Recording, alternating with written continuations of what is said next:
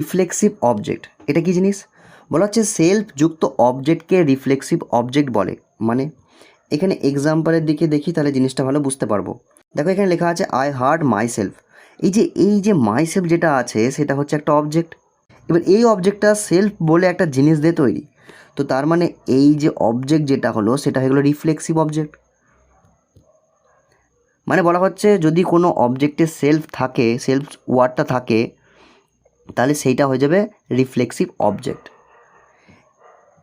এবার তারপর কি লেখা আছে দেখো, বলা হচ্ছে এই রকম রিফ্লেক্সিভ অবজেক্ট কখনোই প্যাসিভ ভয়েসে সাবজেক্ট হয় না।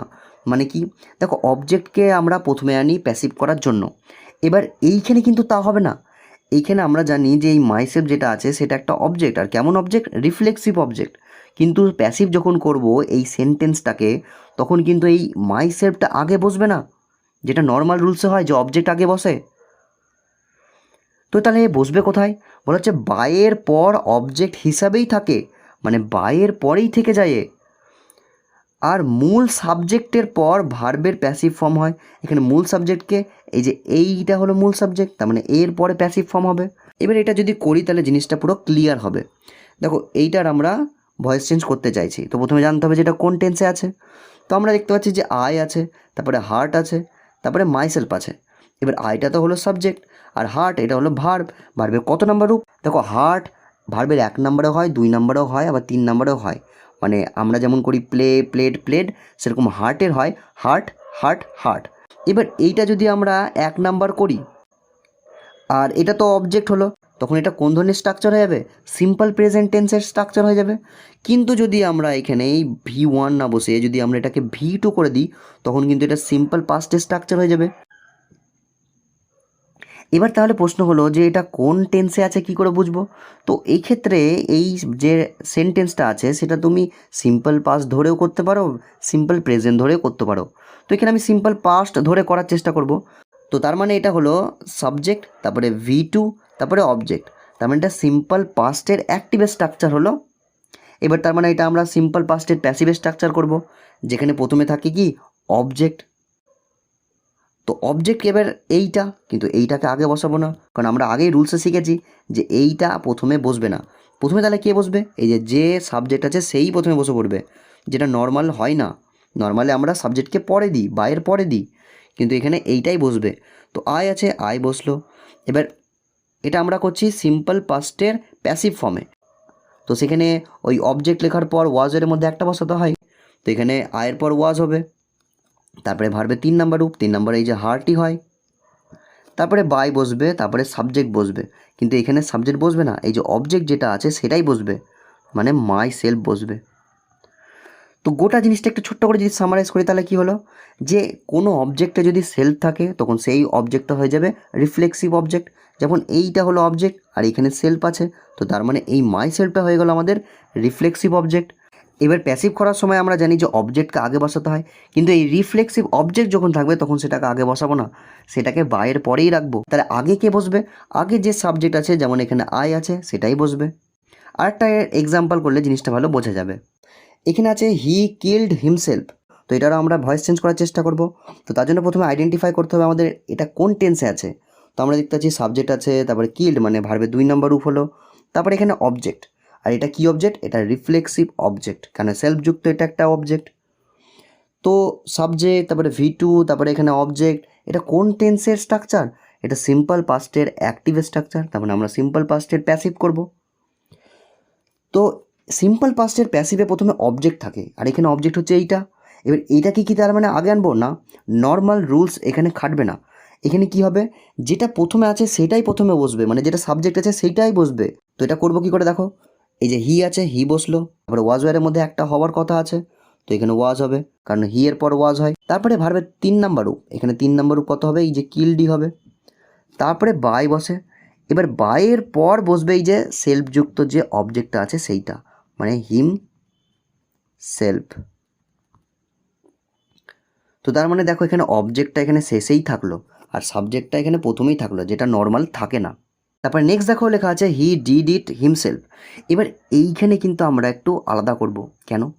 আগেরটাতে সাবজেক্ট ছিল আর রিফ্লেক্সিভ অবজেক্ট ছিল, এখানেও তা আছে। এই যে সাবজেক্ট আছে হি, আর রিফ্লেক্সিভ অবজেক্ট আছে এই যে হিমসেলফ, কিন্তু তার সাথে আরেকটা অবজেক্ট আছে এই যে ইট, এটা হলো অবজেক্ট মানে নর্মাল অবজেক্ট আর কি। তো এইটা হয়ে গেল রিফ্লেক্সিভ অবজেক্ট, এটা হয়ে গেল আমাদের নর্মাল অবজেক্ট, আর এটা হয়ে গেল সাবজেক্ট। যখন এরকম হবে যে একটা সেন্টেন্সে একটা রিফ্লেক্সিভ অবজেক্ট থাকবে আবার একটা নর্মাল অবজেক্টও থাকবে, তখন সেক্ষেত্রে একটু আলাদা করতে হবে। কী করতে হবে? তখন আমাদের যে রুলস আছে নর্মাল রুলস, সেটার হালকা প্রভাব পড়বে। কিভাবে? দেখো, এইটার আমরা এখন ভয়েস চেঞ্জ করব। তো প্রথমে জানতে হবে এটা কোন টেন্সে আছে। তো আমরা দেখতে পাচ্ছি যেখানে সাবজেক্ট আছে, তারপরে ডিড মানে ভার্বের 2 নাম্বার রূপ হলো, আর এখানে অবজেক্ট, আর এখানে ওই যে রিফ্লেক্সিভ অবজেক্ট। এবার সাবজেক্ট, তারপরে V2, তারপরে অবজেক্টের কোন ধরনের টেন্সের স্ট্রাকচার? তো আমরা জানি যে এটা সিম্পল পাস্টের অ্যাক্টিভ স্ট্রাকচার, তো আমরা করব প্যাসিভ। তো প্যাসিভে প্রথমে অবজেক্টকে আগে আনতে হয়। এবার এখানে অবজেক্ট আছে এইটা, এ তো আগে বসবে না, এ তো সবসময় বাইরের পরে বসবে, এর গ্যারেন্টি আছে। তো তার মানে নিশ্চয়ই এই অবজেক্টটাকে আগে আনবো। দেখো আগের দুটো সেন্টেন্সে কিন্তু এই নর্মাল অবজেক্ট ছিল না, তার জন্য তাকে আনিনি। তখন প্রথমে কে ছিল? ওই সাবজেক্ট যেটা ছিল, যেমন আই ছিল, হি ছিল, ওই দুটোই প্রথমে ছিল। কিন্তু এইখানে আমাদের যেহেতু একটা অবজেক্ট আছে, নর্মাল অবজেক্ট, তো তার মানে নিশ্চয়ই এটাকে আনবো। তোমরা এখান থেকে কী শিখলাম? যে নর্মাল অবজেক্ট যদি থাকে তো সেটাকে আগে আনবো, আর যদি না থাকে তাহলে যেটা সাবজেক্ট হিসাবে প্রথমে যে আছে সেইটাই বসবে। তো তার মানে এই যে সেন্টেন্স আছে এটাতে যে সাবজেক্ট আছে মানে হি আছে, সেটা কিন্তু প্রথমে এবার বসবে না, যেটা আগের দুটোতে বসেছিল। তো এখানে ইটটাকে তার মানে আগে আনবো, তো বসলো ইট অবজেক্ট। তারপরে ওয়াজের মধ্যে একটা বসানোর কথা আছে, তো এখানে ওয়াজ হবে, কেন ইট একটা বোঝাচ্ছে। তারপরে ভার্বের 3 নাম্বার রূপ, এখানে ডিড আছে, তার মানে 3 নাম্বার ডান হবে। তারপরে বাই বসে, তারপরে সাবজেক্ট। এবার প্রশ্ন হলো যে এখানে সাবজেক্ট কোনটা বসাবো? এইটা বসাবো না এই হিমসেলফ যেটা বসাচ্ছিলাম ওই আগের দুটো সেন্টেন্সে সেরকমভাবে এখানেও বসিয়ে দেবো? হ্যাঁ, সেরকমভাবে এখানেও বসিয়ে দেবো, মানে এখানে হিমসেলফ হবে। এবার প্রশ্ন হলো তাহলে এইটা গেল কোথায়? ওটা নাই হয়ে গেল। দেখো এখানে লেখা আছে ডু ইট ইয়োর সেলফ, এর মানে হচ্ছে এটা তুমি নিজেই করো, মানে আমরা বলি না যে নিজের কাজ নিজে করো, তো সেরকমই জিনিস এখানে বলা হচ্ছে। এবার এটা করবো কী করে? তো দেখো এখানে একটা অবজেক্ট আছে এই যে ইট, এটা নর্মাল অবজেক্ট, আর একটা ইয়োর সেলফ আছে, এটা কি? এটাও অবজেক্ট কিন্তু এটা রিফ্লেক্সিভ অবজেক্ট। এবার এখানে করব কি করে? দেখো এই যে সেন্টেন্সটা যখন আমরা পড়ছি তখন আমাদের কি মনে হচ্ছে, মানে এটা কীরকম টাইপের একটা সেন্টেন্স? দেখো বলা হচ্ছে নিজের কাজ নিজে করো, তার মানে কেউ আমাকে একটা উপদেশ টাইপের দিচ্ছে, কেউ আমাকে এটা বলে দিচ্ছে যে এটা করা উচিত, নিজের কাজ নিজে করা উচিত। তো তার মানে এটা উচিত টাইপের একটা সেন্স আমাদেরকে দিচ্ছে। তো সেই ধরনেরই জিনিস এখানে আমরা করব। তো দেখো কী করে করতে হবে। প্রথমে তো আমরা দেখবো এটা কোন টেন্সে আছে। তো আমরা দেখতে পাচ্ছি এটা সিম্পল প্রেজেন্টে আছে, কেন ডু আছে। তো সিম্পল প্রেজেন্টের প্যাসিভ ফর্মে প্রথমে অবজেক্টকে আগে আনতে হয়, তার মানে এই যে ইট যেটা আছে সেটা প্রথমে বসবে। তারপরে অ্যাম, ইজ, আর এর মধ্যে একটা বসানোর কথা আছে, এখানে অবশ্যই ইজ বসবে। এবার তারপর বসাবো কি? তারপর এখানে একটা শুড বসাবো। কেন? দেখো আমরা বলেছিলাম যে এইটা আমাদেরকে একটা উচিত অর্থ এরকম প্রকাশ করছে, মানে তোমার কাজ নিজে করো, মানে তোমার কাজ নিজে করা উচিত এরকম বলছে। আর উচিতকেই ইংলিশে বলা হয় শুড। এবার যেহেতু এটা প্যাসিভে করব, তার জন্য আমরা একটা বি লাগাবো, তাহলে হয়ে গেল ইট শুড বি। এবার তারপর বি এর পর ভার্বের 3 নাম্বার বসে, এবার এখানে ডু আছে, তার মানে এখানে ডান হবে। তারপরে বসে বাই, কেন এটা প্যাসিভ করছি, সবসময় প্যাসিভ একটা বাই লাগে বা কোনো আলাদা প্রিপোজিশন লাগে। এবার তারপর কি বসাবো? তারপর বসাবো ওই যে ইয়োর সেলফ যেটা আছে সেইটা। তো দেখো এইখানে একটু চেঞ্জ হলো ঠিক আছে, কিন্তু আগের যে সেন্টেন্স ছিল সেখানে কিন্তু ওই সেলফযুক্ত যে ওয়ার্ডটা ছিল, যে অবজেক্টটা ছিল, সেটা বাইয়ের পরে বসেছিল, আর এইখানেও তাই বাইয়ের পরেই বসেছে। তো এইটা হয়ে গেল আমাদের প্যাসিভ ফর্ম, যে it should be done by your self. এবার এটার মিনিংটা একটু দেখে নিই যে কী হচ্ছে। এই যে ডু ইট ইয়োর সেলফ মানে হচ্ছে তোমার কাজ নিজে করো, আর it should be done by your yourself মানে হচ্ছে এই কাজটা তোমার দ্বারা করা হোক।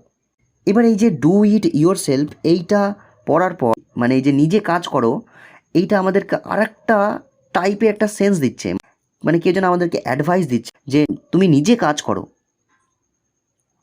তো তার মানে এটা উপদেশ টাইপের হলো। যখন এরকম উপদেশ টাইপের হবে তখনও আমরা কিন্তু এই ধরনের সেন্টেন্সগুলো করতে পারবো একটু আলাদাভাবে। কীভাবে? দেখো এরকম করে আমরা লিখবো যে ইউ আর অ্যাডভাইসড, তারপরে একটা টু বসাবো, তারপরে ভার্ব বসাবো, ভার্ব আছে আমাদের এখানে ডু, তো এখানে ডু বসলো। তারপরে যা আছে যেমন আছে সেরকম বসিয়ে দেবো, তো ইট ইয়োর সেলফ।